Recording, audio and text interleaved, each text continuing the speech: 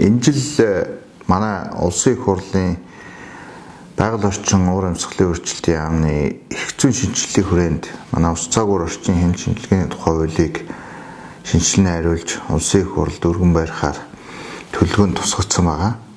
Тэгээ энэ ажлын хүрээнд яамн дээр ажлын хэсэг гарсан, манай газар дээр бас ажлын хэсэг гарсан ажиллаж байна. За төлөвлөгөөний дагуу бол хаврын чуулганы хуралдаанд ус цагуур орчны хэн шинжилгээний тухай хуулийн өргөн барихаар бид нэр одоо зориод ажиллаж байна.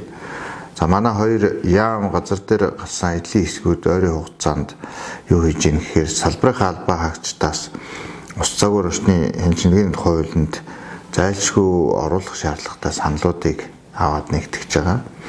За нөгөө талаар манай хууль маань 28 жил хэрэгжсэн ийм хууль байгаа. 1997 онд анх энэ хууль маань батлагдж ирсэн.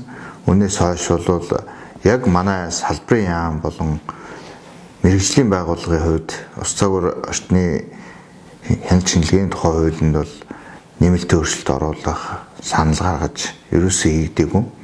Гамшигын тухай хууль буюу бусад хууль, улсын их хурлын гишүүн, засгийн газрын төвшөнд өөрчлөлт орсон хуулийн хүрээнд бол өнгөрсөн хугацаанд бас 6-7 удаа өөрчлөлт, нэмэлт өөрчлөлт орж ирсэн байдгийг.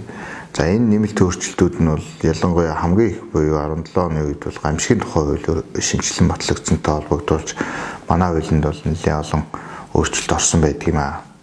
За энэ 30 орчим жил хэрэгжих явцдаа манай хуулийн одоо тухайн үеийн байсан үзэл баримтлал зохицуулж исэн харилцаа, салбарын нийгмийн асуудал, за салбарын одоо төсөв хөрөнгийн асуудал, энэ хөгжиж байгаа техник технологийн хүрээнд манай салбарын ирээдүйн чиг хандлагын асуудал бол хуулинд бас нэмэлт оруулах, тэр тусмаа бүр шинжилэн хариулах хэлбэрээр энэ байгууллагын бүтц зохион байгуулалтыг эргэж харах.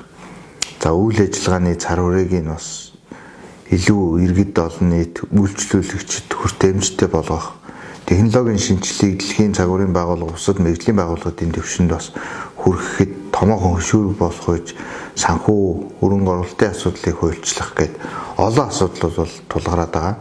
Тэгээ энэ жил энэ хуулийн өөрчлөлтөөр бол энэ асуудлыг шийдвэрлэхийн төлөө бид нэр ажиллаж байна. Бидний энэ хууль өөрчлөгдөх гэж байгаа үед манай салбарын хамт олон энэ салбараас төрсэн эрдэмтэн докторууд, албаа хаагчид маань мөн одоо энэ манай байгууллагаар ус цагуур орчны шинжилгээний салбараар үйлчлүүлдэг аж ахуйн нэгж иргэд, малчид маань маш олон үйлчлүүлэгч, хэрэглэгчид маань бас санал онолоо өгөөч. Бид яг энэ хуулийн хэлцүүлгийг эхлүүлээд явж шүү. Энэ хүрээнд та бүхнийхээ үнэтэй саналыг тусгах одоо боломж бүрдэх юм аа.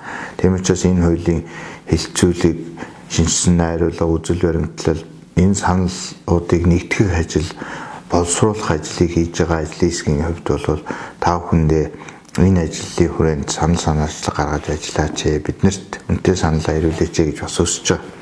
За хоёрдугаарт нь болохоор манай энэ мэргэжлийн байгууллагуудаас гадна шинэ ухааны байгууллагууд бол манай энэ салбарын хууль эрх зүйн орчинд бас үнэтэй санал хариулна гэж үзэж байна. За мэдээж та бүхэн бол саналаа одоо биднэрт ирүүлэхэд нээлттэй байна.